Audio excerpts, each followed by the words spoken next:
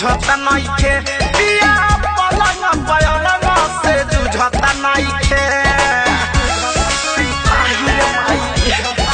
हाँ सखी प्यार के प्यास हमर बुझता नइखे पिया पलंग पलंग से जुझता नइखे। खाए खातिर खाता हमर फल चाहिए नैहर के लेखा नैहर के लेखा फल चाहिए नैहर के लेखा फल चाहिए नैहर के लेखा फल चाहिए नैहर के लेखा फल चाहिए।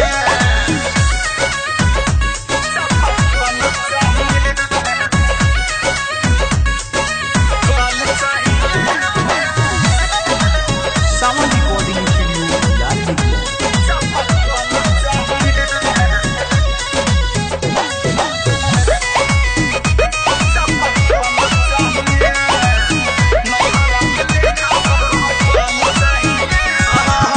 सुखे चनन झील के परती जमीन के छुइए के छोड़ देला राती में तोरा कसबानी तोरा बसबानी होला दर्द सखी हमारा छाती में।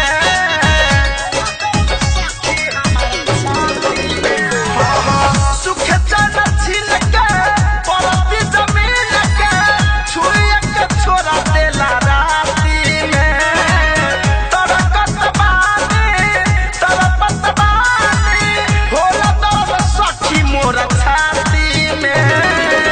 जो देखत कोला हमर होल चाहिए नैहर के लेखा आई रे नैहर के लेखा फल चाहिए नैहर के लेखा फल चाहिए नैहर के लेखा फल चाहिए नैहर के लेखा फल चाहिए।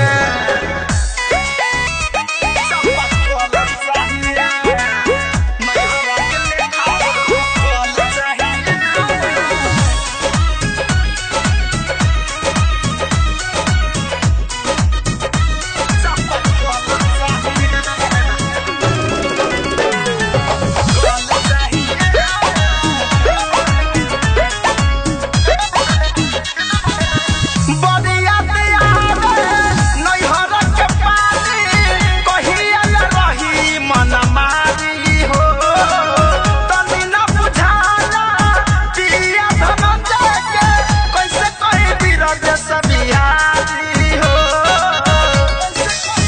अरे माये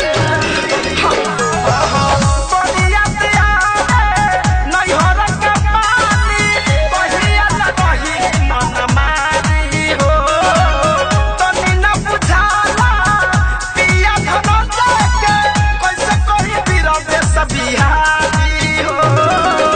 अभय विकास लेख बल चाहिए नैहर के लेखा नैहर के लेखा फल चाहिए नैहर के लेखा फल चाहिए नैहर के लेखा फल चाहिए नैहर के लेखा फल चाहिए।